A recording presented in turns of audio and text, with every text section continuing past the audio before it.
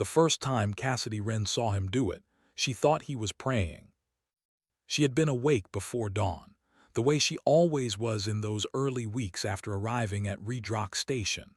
That sprawling, sun-cracked ranch wedged between two mesas in the heart of the Arizona Territory, where the wind never stopped talking and the silence between people could swallow you whole. She had wrapped herself in her grandmother's wool blanket, the one that still smelled faintly of cedar and old perfume, and had padded barefoot across the cold pine floor of the bunkhouse to fill her canteen at the pump outside. That's when she saw him. He was standing at the far end of the corral fence, still as a fence post himself, facing east, where the sky was just beginning to bleed its first pale gold along the rim of the mesa. His hat was in his hands, his head was slightly bowed, and 3 times slowly, deliberately, he pressed the brim of that worn, sweat-darkened hat against his chest. Once, twice, 3 times. Then he put it back on, squared his shoulders, and walked toward the barn without looking back. Cassidy stood with her canteen half filled, and her mouth slightly open. She didn't say anything about it that morning, or the next morning, or the morning after that when she woke even earlier just to watch it happen again. 3 times, like a heartbeat, like a secret language nobody else had been given the dictionary to. It was the ranch foreman, old Doris Kettlebrook, a woman with arms like braided rope and a laugh like a cannon, who noticed Cassidy noticing. "You're watching Eli again," Doris said one morning over a tin plate of beans, without looking up from her food. Cassidy felt heat climb her neck. "I'm watching the sunrise." "Ma'am," Doris finally looked up. Her eyes were the color of old iron, sharp and unyielding and somehow kind at the same time. "Boy does that every morning. Has since I've known him. 3 times, same as his daddy did."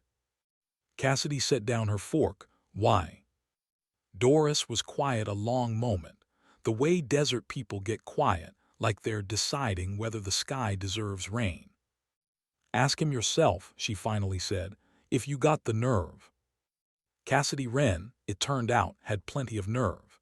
She had ridden 200 miles alone from Tucson. She had faced down a man with a rifle on the road near Benson without flinching. She had taken a job at Redrock Station, a cattle operation run by the Hartley family, dusty and struggling, and full of rough men and rougher weather, when every sensible woman she knew told her it was madness. But asking Elijah Hartley why he pressed his hat to his chest 3 times every morning before dawn, that somehow felt like the most dangerous thing she had ever considered. Elijah Hartley was 32 years old and built like someone had carved him out of the land itself, broad shoulders that carried the weight of a sky, hands scarred and calloused from years of wire and rope and branding irons, a jaw that was always either clenched or quietly working through something the rest of him hadn't caught up to yet. He was not a man who talked easily. He was a man who watched, who listened, who made you feel when his dark eyes finally settled on you, like you had just been read cover to cover without his even opening his mouth.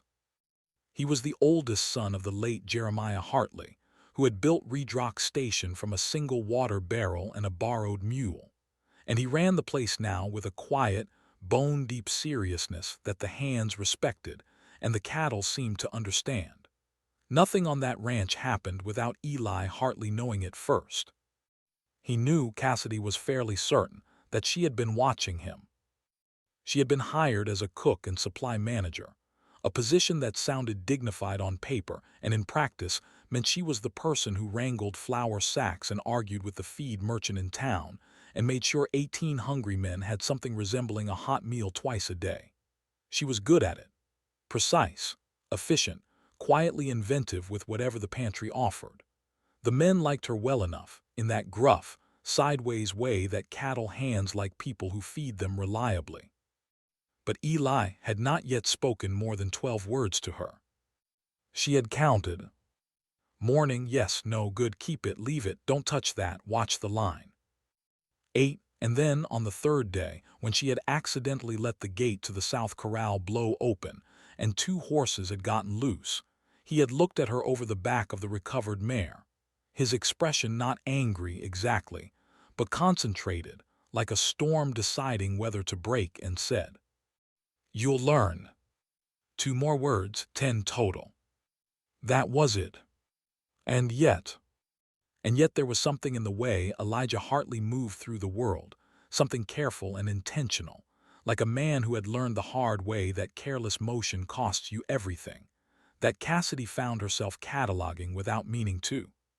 The way he took his coffee without sugar, but with a long moment of stillness before the first sip. The way he whistled exactly 3 notes to call the horses, and they came always, without hesitation.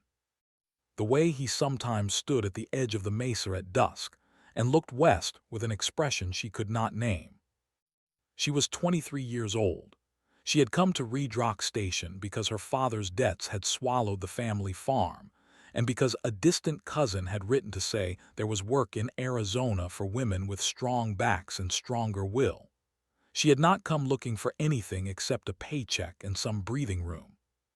She had not expected to find herself waking before dawn to watch a man press his hat to his chest 3 times like he was holding something precious that the rest of the world couldn't see. 6 weeks after her arrival, the monsoon tried to take the barn.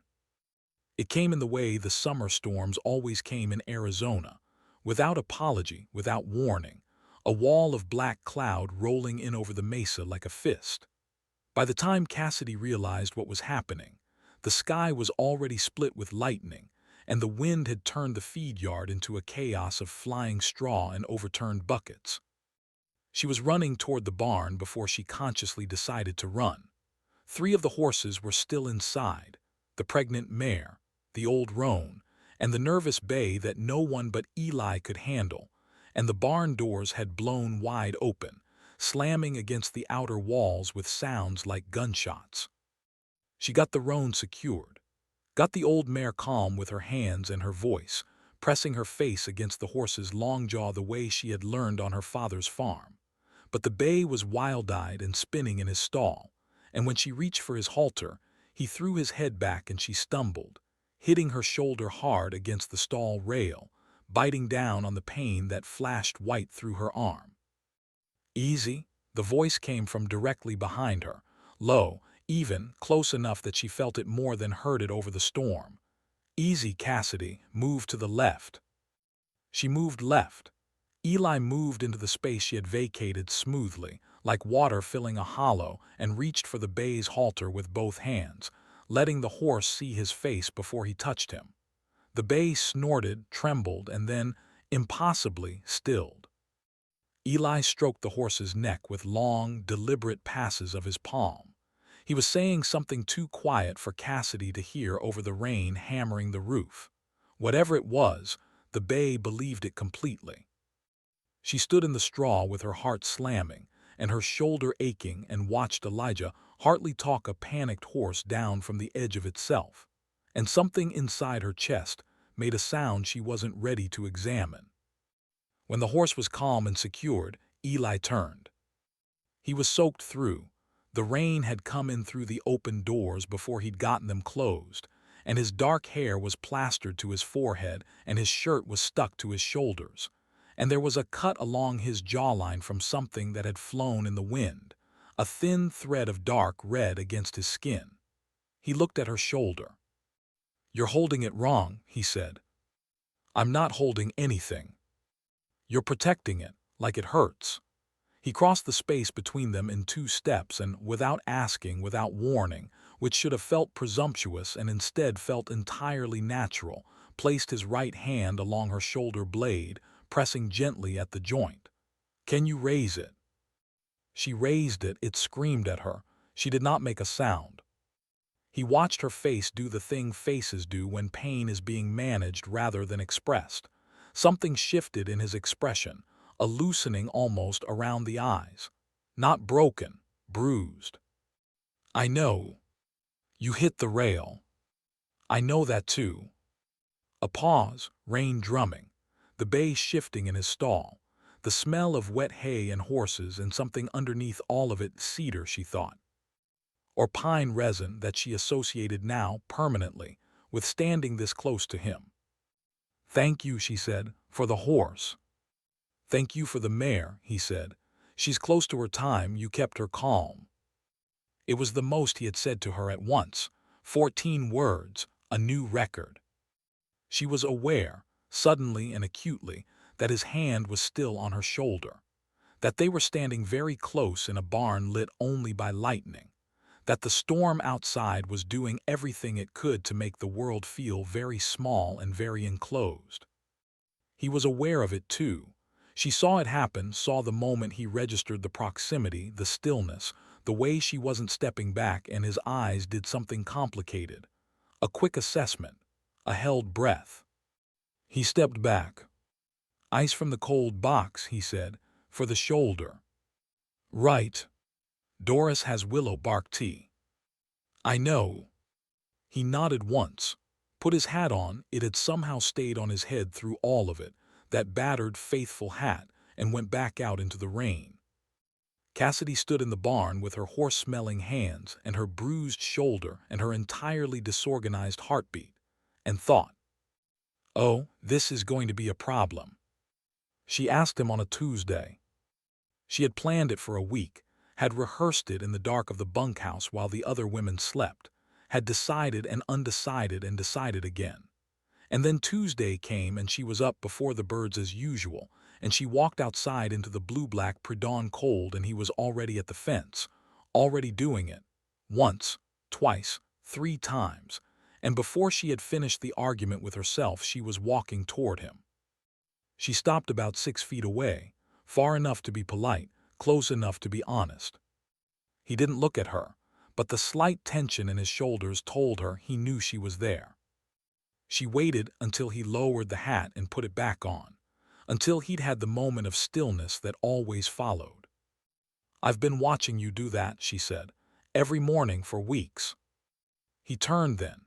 His face in the early light was all plains and shadow, unreadable and familiar at once, like a landscape she had studied but not yet walked through.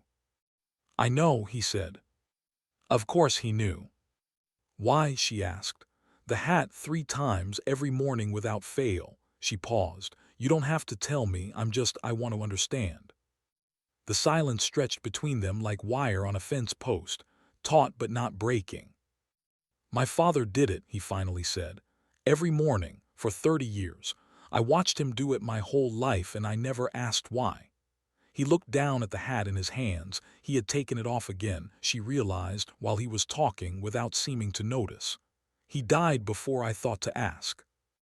Cassidy felt the words land in her chest like a stone dropped in water. "So you do it," she said quietly, "to remember him." "To keep asking," he said. "I figure one day I'll understand what he was saying." She looked at him for a long moment, at this man who pressed his dead father's ritual to his chest every morning like a letter he couldn't read but refused to throw away. At the care in it, at the grief in it, at the faith in it. "Maybe he wasn't saying anything," she said. "Maybe he was just feeling something, and the feeling was enough." Eli looked at her, really looked at her, the way he had looked at the bay horse in the storm, direct and unhurried and complete, like he had all the time in the world to understand her and intended to use it. "Maybe," he said. They stood there in the thinning dark as the sky went from black to gray to that first impossible rose gold that the Arizona morning does when it wants to remind you why people live in the desert despite everything. They didn't speak again. They didn't need to. When the sunrise was properly underway and the ranch was beginning to stir around them, Eli put his hat back on and said, without looking at her, "You're up early." "I always am." A pause, then, "Good time of day." "Yes," she agreed, "it is." He walked toward the barn.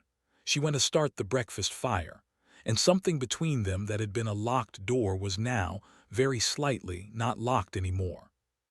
His name was Beaumont Alcott III, and he arrived at Redrock Station on a Thursday in mid-July with a cream-colored horse, a pressed linen suit, and the specific variety of confidence that belongs exclusively to men who have never been told no by anyone who mattered. He was the son of the biggest supply merchant in Tucson. He had come, ostensibly, to renegotiate the Hartley family's supply contract. The drought had driven up feed prices, and the Alcott family held the only reliable line from the railhead west of the Dragoon Mountains. He was 28 and handsome in a soft, finished way, with easy manners and an easy smile and the kind of laugh that suggested he had spent a lot of time practicing it in front of a mirror. He took one look at Cassidy Wren standing in the doorway of the supply house counting flour sacks and said, "Well, I didn't expect this." She had heard that line or something like it too many times to be charmed. 40-pound bags are on the left, she said. 20 on the right. What do you need? Beaumont Alcott III smiled wider. He was going to be a problem in an entirely different way than Elijah Hartley was a problem. The difference was this: Beaumont's attention felt like sunshine, pleasant, easy, warming, and ultimately without consequence.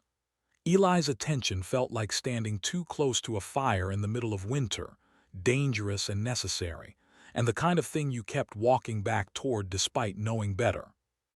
Beaumont stayed 3 days to finalize the contract. He ate at the main table, laughed at his own jokes, told stories about Tucson and San Francisco and places he had been that most of the hands had only heard named. He was not a bad man. He was a pleasant man. He brought the women in the bunkhouse a box of sugar candy from Tucson and was genuinely surprised when they accepted it with more amusement than gratitude. He also made it extremely clear, in that particular way pleasant men have when they want something, that he found Cassidy Wren exceptional. He offered to show her the supply ledgers. He found reasons to be in the kitchen when she was cooking. He walked beside her to the well and talked for 20 minutes about the water systems he had seen in California, which she found less interesting than he assumed she would. He was attentive and charming and everywhere she turned. She noticed during those 3 days that Eli said less than usual. Not that Eli said much to begin with, but the quality of his silence changed. It became denser somehow, more deliberate. He ate his meals at the far end of the table and watched the middle distance and spoke only when spoken to, which was his default, but there was a tightness to his jaw and a certain controlled stillness in his hands that she had learned in the weeks of watching him to read. On the second evening, she was carrying water from the well to the cookhouse at dusk when she heard boots on the packed dirt behind her, and turned to find not Beaumont but Eli, falling into step beside her without invitation or explanation. "He's going to ask you something," Eli said without preamble. She glanced at him. "Alcott." A muscle in his jaw. "He told Doris he was thinking of asking you to come work at the merchant house in Tucson. Better pay, better conditions." Cassidy adjusted the weight of the water pails and said nothing for a moment. "And," she asked. "And I thought you should know before he asked." He paused, "in case it affected your decision."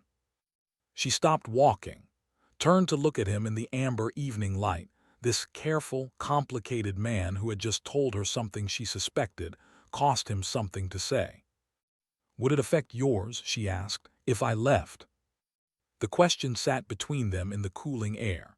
A Gila woodpecker called from somewhere in the saguaro to the south. The ranch went about its evening business around them, the sounds of horses settling, men washing up, the distant clang of Doris's supper bell. Eli looked at her. His dark eyes held the last of the light and something else that had no name in any language she had been taught. "Yes," he said. Just that one word, but the weight of it. She picked up her pails. "Then I'll decline." She walked on toward the cookhouse. After a moment, she heard him fall into step beside her again, and they walked the rest of the way in silence, which between them had come to feel not like absence but like its own kind of conversation. Beaumont asked the next morning, exactly as predicted, and Cassidy declined with the same pleasant efficiency she used for everything that wasn't for her. He took it well. He was, as noted, a pleasant man, and rode out before noon with his cream-colored horse and his pressed linen suit. And Redrock Station, settled back into its rhythms like water closing over a stone. She didn't tell Eli she had declined. She didn't have to. That evening at the supper table, he poured her coffee before she reached for the pot, which was something he had never done before, and didn't look at her when he did it, which made it more significant somehow, not less. Doris, across the table, caught Cassidy's eye and said absolutely nothing, which was the loudest possible thing she could have said. August came and baked the territory into submission. The heat was a living thing at Redrock Station in August, pressing down on the mesas and the packed dirt yards, shimmering off the tack room roof in visible waves, turning the afternoon air into something that had to be waded through rather than walked through. The cattle drifted toward the shade canyons. The hands moved slower. Even the horses seemed to have opinions about the sun that they hadn't felt necessary to share in June. Cassidy adapted. She had grown up in Tucson's heat. This was its cousin. She learned to do the heavy outdoor work before 8 in the morning and after 5 at night, and to spend the white-hot middle hours in the relative cool of the supply house, doing inventory and writing orders, and more often than she intended, thinking. She thought about Elijah Hartley in the way you think about a word you can't quite remember. It was there, always at the edge of her mind, relevant and just out of reach. She thought about the way he poured her coffee without looking at her, about the way he had said yes in the dusk, one word carrying the weight of a sentence she didn't have the grammar for yet. About the ritual at the fence every morning, which she now witnessed from her usual position 20 feet away, and which he now performed with the awareness that she was watching, which changed the quality of it somehow, made it both more private and more shared. She was doing inventory in the supply house on a Thursday afternoon when Doris appeared in the doorway with an expression that suggested incoming weather. "Letter came for you," Doris said, "with the supply wagon." She handed over a cream-colored envelope. Cassidy recognized the return address before she opened it, her mother's cousin in Tucson. The handwriting was her father's, which shouldn't have been possible because her father was dead. It was not in the end her father's handwriting. It was her younger brother Thomas's. She saw it when she looked more carefully, the unformed loops that still resembled their father's practice script because Thomas had learned from copying it. Thomas was 17. He was writing to say that things were very bad, that the debt had followed them to Tucson, that the man their mother had married 3 years ago was not a good man, that Thomas needed help. Cassidy read the letter twice, then sat down on a flour sack and held it in her hands for a long time. She didn't hear Eli come in. She never heard him come in. He moved through the world with the particular quiet of someone who had learned not to startle horses, but she became aware of him the way you become aware of a shift in the air, a change in the light, the slight warmth of a presence nearby. She looked up. He was standing in the doorway where Doris had been, reading her face the way he read everything, careful, complete, without hurry. She said, "I might need to go to Tucson." He said, "When?" Not why, not for how long. Just when, as if her going was a fact he had already accepted and was now arranging around. "I don't know yet." She looked at the letter again. "My brother, he's in trouble." A pause. Then he crossed the room and sat down on the flour sack beside her, not close enough to intrude, close enough to be present, and held out his hand. Not for the letter. Just held it out, palm up, in offering. She didn't know exactly why she put her hand in his. She did it the way you do things in the desert that make no rational sense, because the need is larger than the reasoning, because something in your body knows before your mind catches up. His hand was warm and rough and completely steady, and he held hers the way he held the reins on a difficult horse, with absolute, unhurried certainty. "Tell me," he said. So she told him. All of it, the original debt, the lost farm, the move to Tucson, her mother's second marriage, the years of writing to Thomas and getting back letters that said fine. We're fine. Everything is fine in the specific way that means nothing is fine and never was. She talked until the letter was a soft crumple in her other hand, and the supply house had gone dark around them, and the supper bell had rung once without either of them moving. When she stopped talking, the silence that followed was the most complete thing she had ever shared with another person.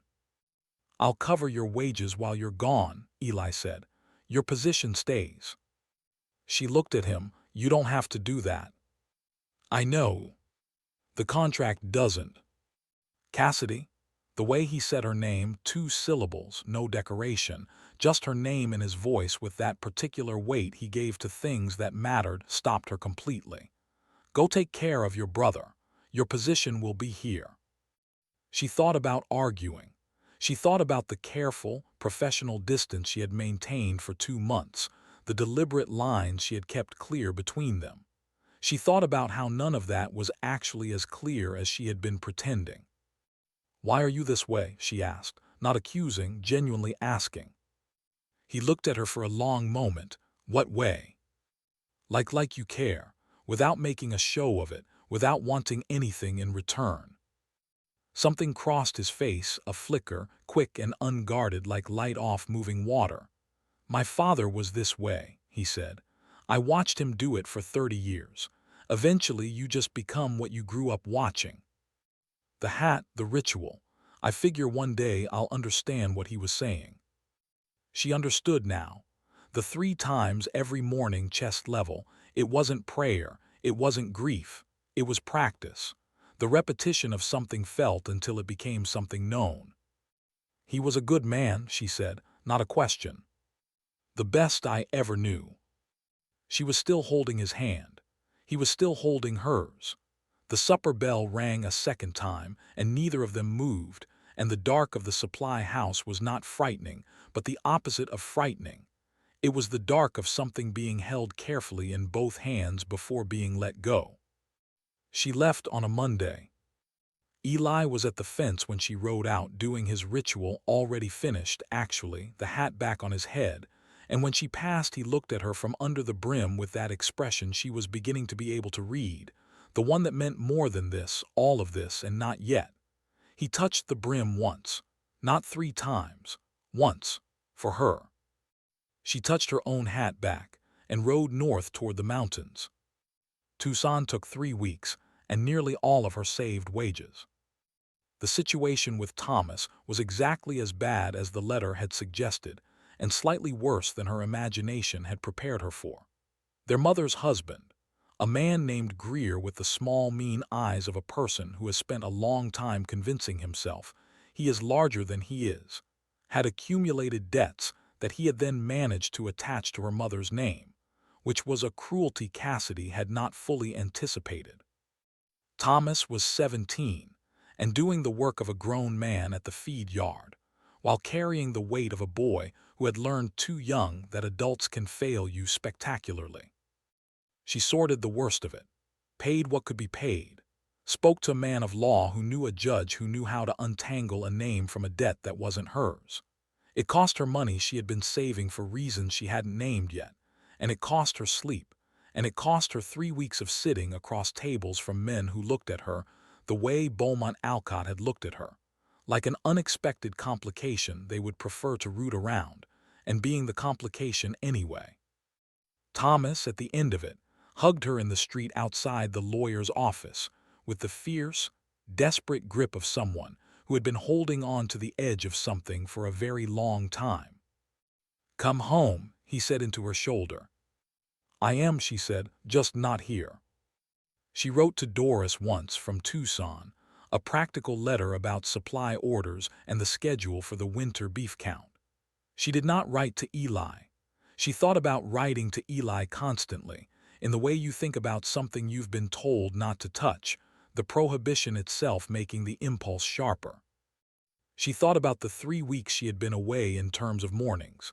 21 mornings, 21 times he had stood at the fence and pressed his hat to his chest in a ritual she was now, somehow, a part of. She thought about whether he looked east the same way without her there, or whether the looking had changed. She rode back to Redrock Station on a Monday, exactly 3 weeks after she had left, arriving in the late afternoon when the mesa was copper in the dropping sun, and the ranch was in the organized chaos of end of day. She put her horse in the corral and stood for a moment just breathing the particular smell of Reed Station, dust and sage and horses, and the wood smoke from the cookhouse, feeling it settle around her like something she hadn't known she had been homesick for.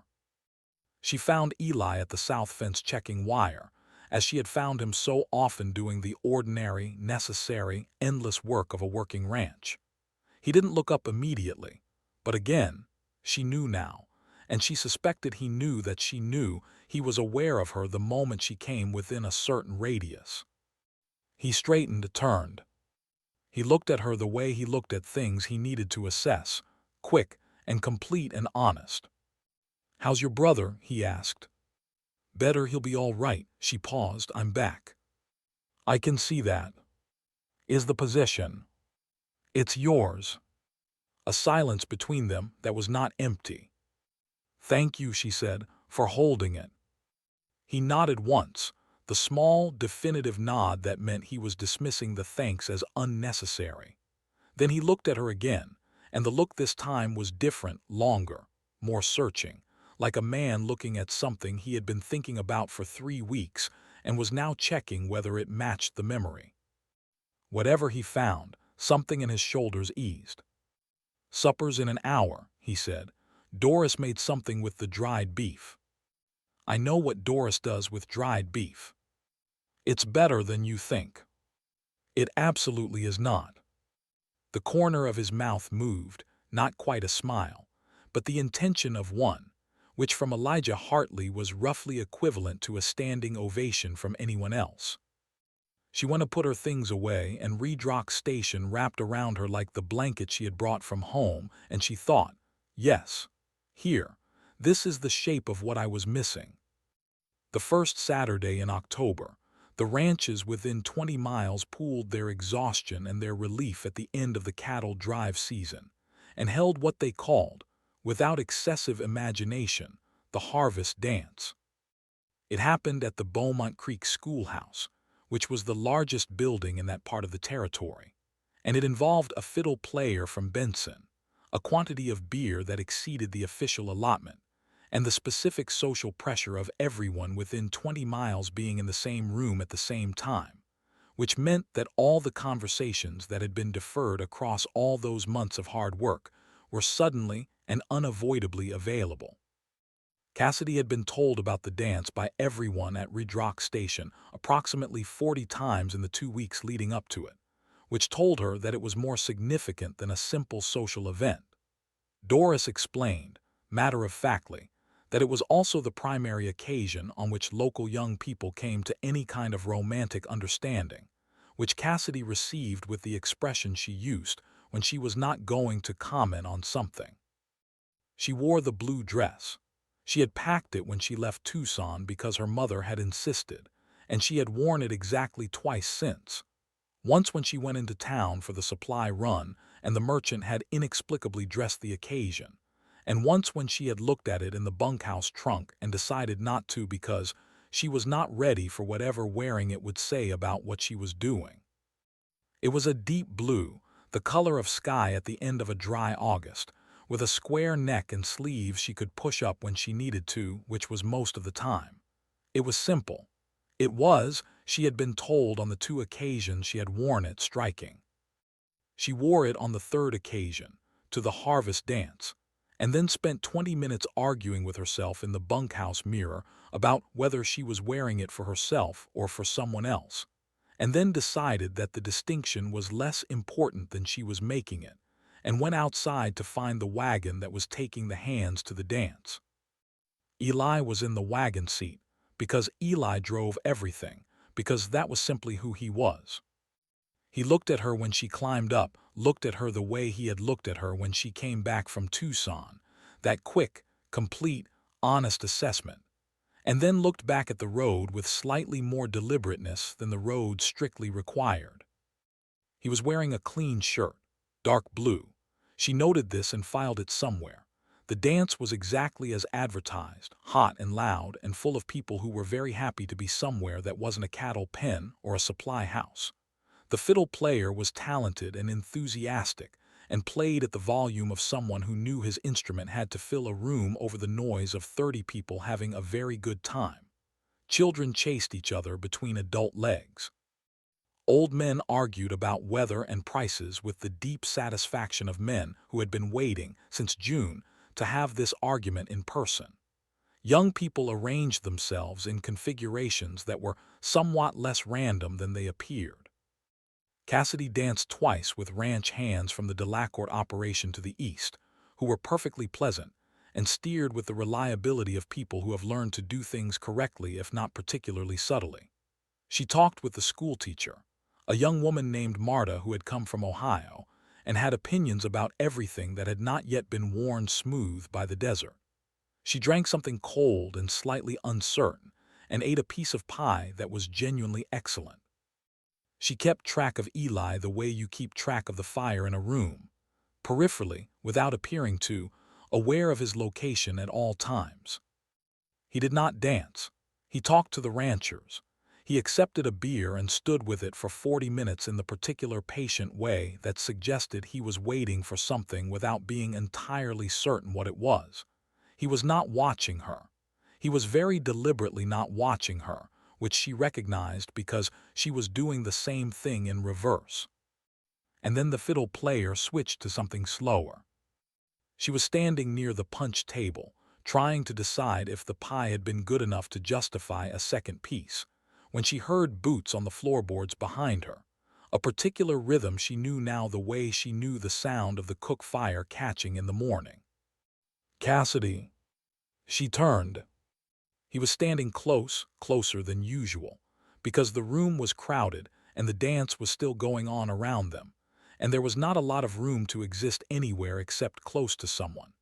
His hat was in his hands again, which meant he was somewhere between public and private, between the Eli who ran a cattle ranch and the Eli who pressed his father's ritual to his chest in the dark of pre-dawn. Would you, he stopped, started again, I'm not good at this. At what?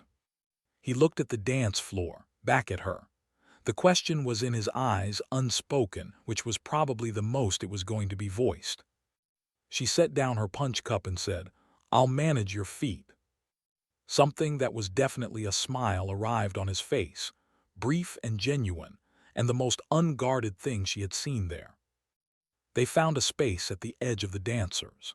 He put his hand at her waist and she put hers on his shoulder, and they found the rhythm of the slow fiddle tune, which was not exactly difficult but required a certain agreement of motion that Cassidy discovered immediately was the easiest thing in the world when it was Eli. He moved the way he did everything deliberate, present, without wasted effort. He was not graceful. He was something better. He was careful with her, like she was something worth being careful with. She was aware of his hand at her waist. She was aware of the inches between them closing and opening as they moved. She was aware of the particular quality of his attention, all of it always, with none of the fragmentary half-presence that most people manage directed at her. You came back, he said, quiet, for her alone in the music-filled room. I said I would. People say a lot of things. She looked up at him. He was looking at her with that expression she had learned, the one that had no name but that she felt in her chest like a hand pressed flat to a heartbeat. I came back, she said simply. The song continued. They continued.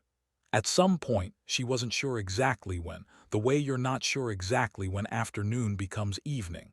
The inches closed and stayed closed, and she was aware of the warmth of him and the steadiness of him, and the fact that for the first time in a very long time she felt absolutely no urge to be somewhere else. When the song ended, they stopped. The room went on around them. He stepped back, the correct, appropriate distance, the distance of people who have not said what they are feeling but know exactly what it is. Thank you, he said. Any time, she said, and meant it in a way that the word doesn't usually mean things. What happened next was so ordinary that it shouldn't have mattered.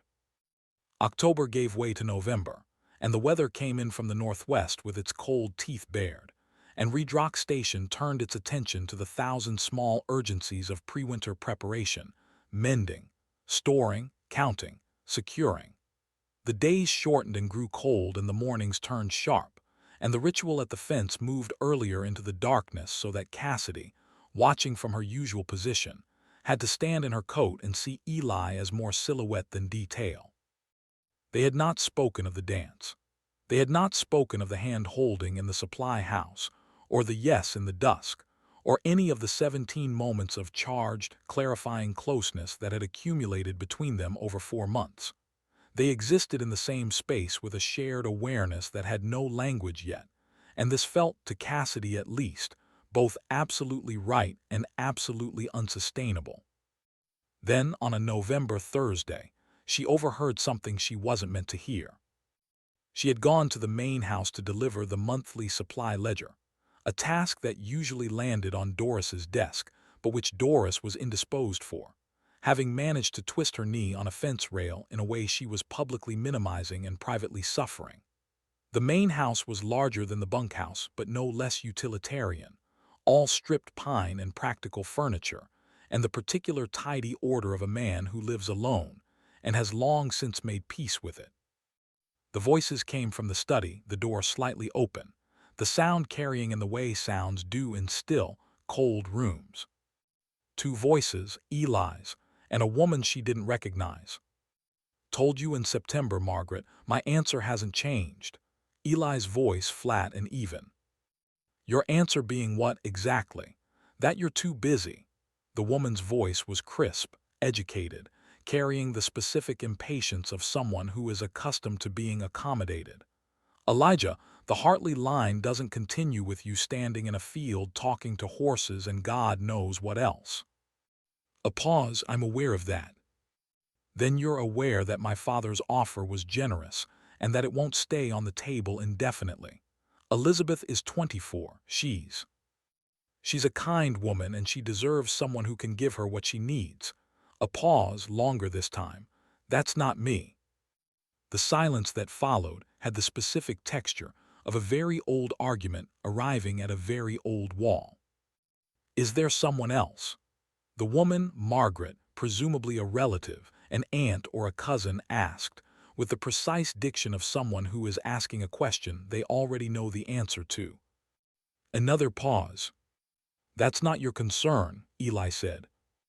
Cassidy stood in the hallway with the supply ledger in her hands and her heart doing something complicated and percussive that she had no immediate plan for. And then she very quietly set the ledger on the hallway table and left the same way she had come. She spent the rest of the day in the supply house doing furious, focused inventory that didn't need doing. The thing she kept coming back to, the thing she couldn't put down and walk away from, wasn't the arranged marriage offer or the relatives' pressure or any of that, which she understood as simply the way of the world she lived in. The thing was the pause before "that's not your concern," the pause that was the shape of something unsaid. She knew, intellectually, that a pause was not a declaration, that 4 months of charged silences and careful touches and one slow dance did not constitute a promise.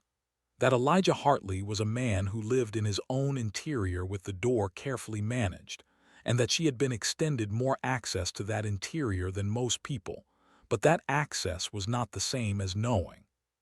She knew all of this. And she also knew that she had come back from Tucson, had spent her savings and 3 weeks of her life sorting her brother's problems and then gotten back on her horse and come back here, to this specific place, to this specific man, and that this was not nothing.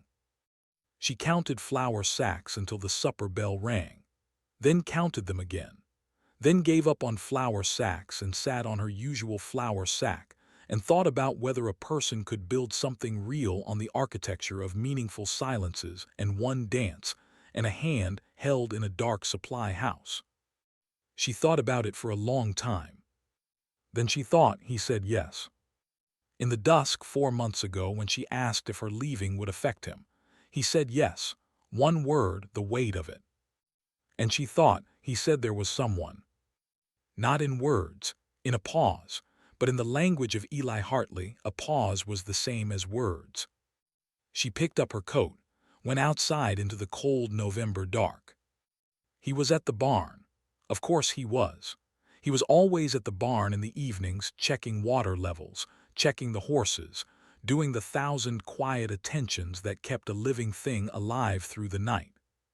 She found him in the back stall with the bay, the nervous one, the one that had nearly torn her shoulder from its socket in the August storm, brushing him down with long, patient strokes. The horse stood still for it, completely trusting, which still struck her as something close to miraculous. "I heard part of your conversation," she said. "This afternoon, in the study. I wasn't trying to, I came to leave the ledger." "I know." He didn't stop brushing. "The door was open." Did you leave it open on purpose?" He was quiet for a moment. "I don't know," he said, which was more honest than most people managed. She stepped inside the stall. The bay regarded her with his large, dark, ancient-seeming eyes and accepted her presence the way horses accept things they have decided to accept completely, without reservation. She stood beside Eli and said, "Who is it, the someone?" He stopped brushing, set the brush on the rail, stood with his hand resting on the bay's neck and looked at the middle distance in the way he always did when he was deciding something. "You know," he said, not a question. "I think I do," she said, "but I need to hear it." He turned, looked at her in the lantern light of the barn, that complete, direct, unhurried look that had been reading her since August, and she held it, did not look away. "Cassidy," he said. Just her name, just 2 syllables. But in Eli's voice, in Eli's way, that word was a sentence, and the sentence was everything she needed it to be. She felt it move through her like warm water, like the relief of finally understanding something you've been struggling with for months. "Why didn't you say anything?" she asked, soft, not accusing. "Because you came here to work," he said. "Because this is your job and your home and I had no right to." He stopped. "Because I didn't know if you—" "Eli." He stopped. "I came back from Tucson," she said. "I spent my savings and I sorted Thomas's problems and I got back on my horse and rode 200 miles to this ranch when I could have stayed in Tucson or gone anywhere else." She paused. "Why do you think I came back?" He looked at her. The lantern made the world small and warm and amber around them. The bay breathed slowly beside them, enormously patient, as though he had known all along how this was going. "Because it's your position," Eli said, with the voice of a man who doesn't quite believe what he's saying. "Yes," she said, and then, because she had been brave enough to cross a desert alone and face men with rifles and go to Tucson and come back. And because she had been watching this man press his dead father's ritual to his chest every morning for 4 months, and had somehow loved him for it before she even had the language for what love was doing in her chest. She reached up and placed her hand flat against his chest, over his heart, the way he placed his hat in the mornings. Once, he went very still. She felt his heartbeat under her palm, steady, strong, faster than usual. "Because of this," she said. "Because of every morning at the fence and the barn and the storm and the dance and the hand in the supply house and the yes you said in the dusk and the pause when she asked if there was someone." She looked up at him. "Because of all of it, Eli, because of you." The silence that followed was the longest she had ever waited through. She stood with her hand on his chest and her heart exposed, and the barn quiet around them and the November cold pressing at the gaps in the wood, and she waited. He covered her hand with his. Both of his hands around hers, holding it there, held it the way he had held it in the supply house, with that complete, unhurried certainty. That was the most characteristic thing about him. He leaned his forehead against hers. Just that. Forehead to forehead, their breath mingling in the cold air, her hand between his hands against his heartbeat. The world so small it fit in the space between them. "I don't know how to do this," he said very quietly. "I don't have words for most of what." "I know," she said. "I need you to know that I know," she said again. He exhaled, a long, slow breath, like something that had been held for a very long time. "Stay," he said. Not for the season, not for the job. She understood the shape of it exactly. "Yes," she said, the same word he had given her in the dusk 4 months ago. One word, the weight of it. They stood like that for a long time, foreheads together, hands together over his heartbeat, the bay horse breathing slow and ancient beside them, the lantern burning amber, the cold November world kept at bay by the space between two people who had finally, carefully, arrived where they had been going since August. When she finally pulled back, she looked at him, at this man she had been reading for months, whose silences she had learned and whose rituals she had memorized, and whose one-word answers she had come to understand as the fullest sentences she had ever heard. And she saw something she hadn't seen before. Not the contained, careful Eli of the fence and the corral and the supply negotiations. Not the deliberate, measured man who ran a ranch with quiet authority. She saw him simply, seen and seeing, open. It only lasted a moment. Then he was himself again, squared shoulders, steady hands, that dark, thoughtful face resuming its usual consideration of the world. But she had seen it, and she knew it, and it was hers now the way the mornings were hers and the ritual was hers, and the 2 syllables of her name in his voice were hers. He walked her back to the bunkhouse.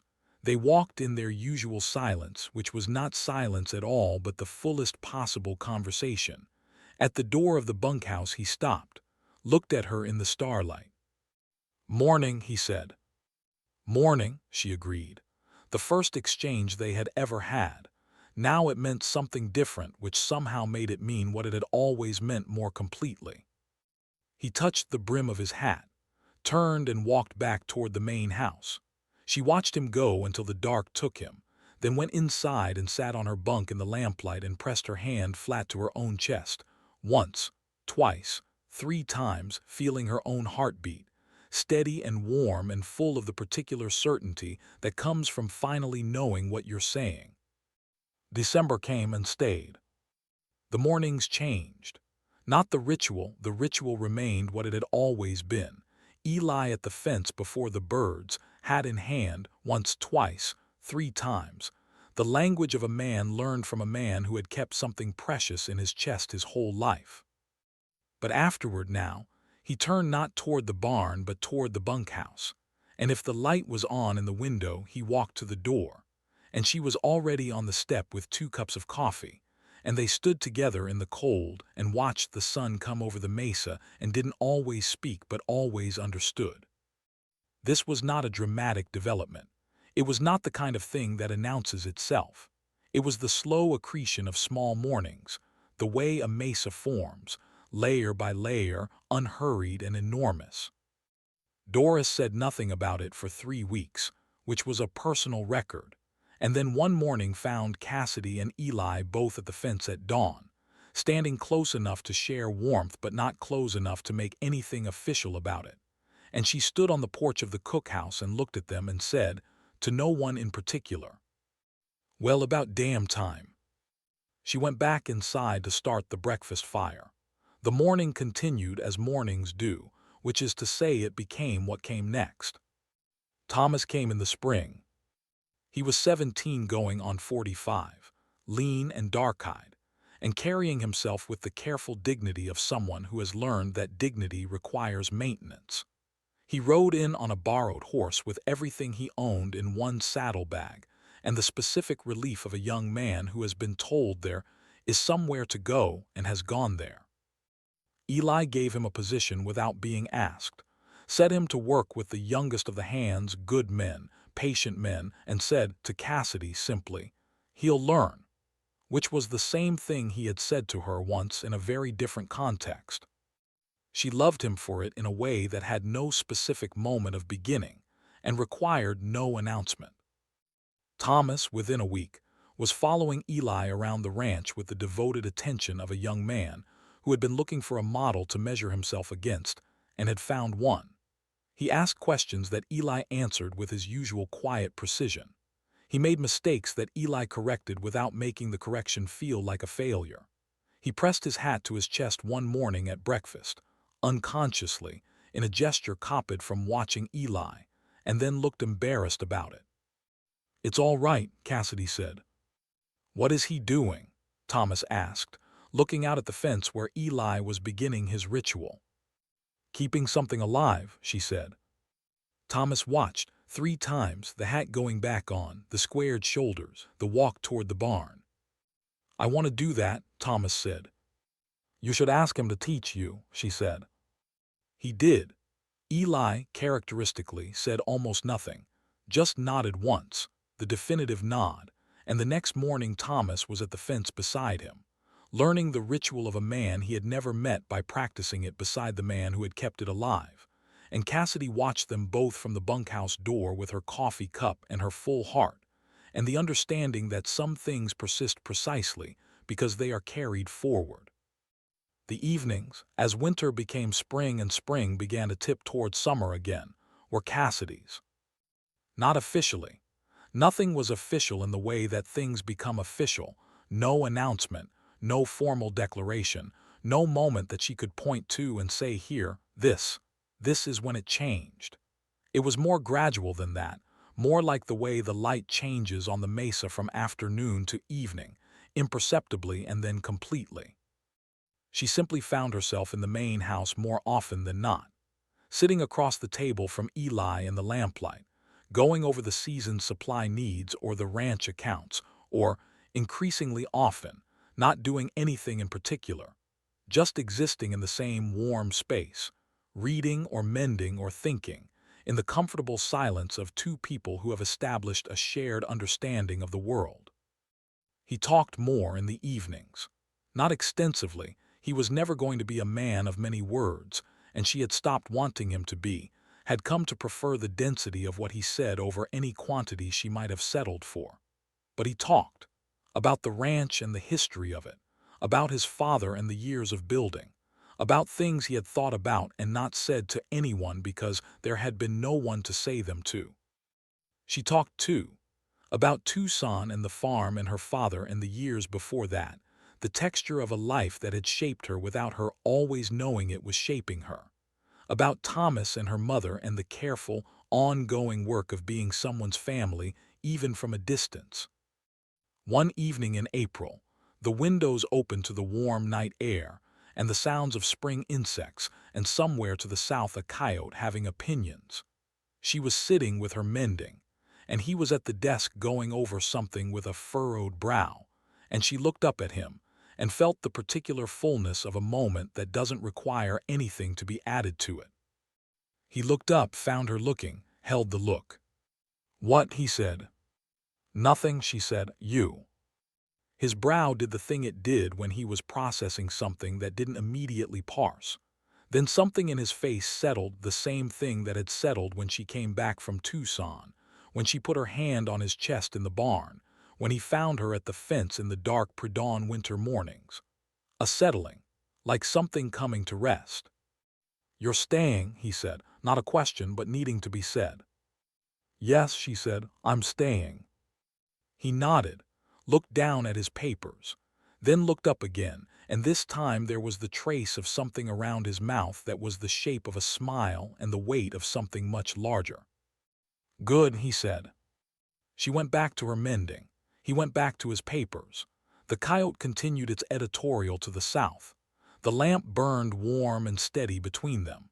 Outside, Redrock Station went about its spring night business, horses shifting, the wind carrying sage, the deep old breathing of the desert. She pressed her hand to the place in her chest where 4 months of mornings lived. Once, twice, 3 times, feeling what was there, knowing it was enough. It was a Tuesday in late May when she first stood beside him at the fence. She had been watching from a distance for 9 months, standing 20 feet away and then 10 feet away and then close enough to share the cold. And now she was at the fence beside him with the morning still dark and the first birds just beginning to consider the situation, and she stood with her hat in her hands the way he stood with his. He looked at her. She looked at him. No words. There were no words required for this. She understood that now the way she understood the desert, not as a place without language, but as a place where language becomes something older and more direct. He raised his hat to his chest, once. She raised hers, once. Twice. Twice. 3 times. 3. The sky went from black to gray to that first impossible rose gold, which the Arizona morning does when it wants to remind you why people live in the desert despite everything. The mesa caught the light along its rim and burned. Eli put his hat on, she put hers on. "Good time of day," he said. "Yes," she said, "it is." They stood a moment longer in the light that was becoming morning, and then she walked toward the cookhouse and he walked toward the barn, and between those two ordinary destinations lay everything. All of it. The whole enormous ordinary miracle of two people who had learned each other slowly, and kept each other carefully, and built something that would outlast them both the way the mesa outlasted the individual days, patient and constant and lit from within. The ritual continued, as it always had, as it would.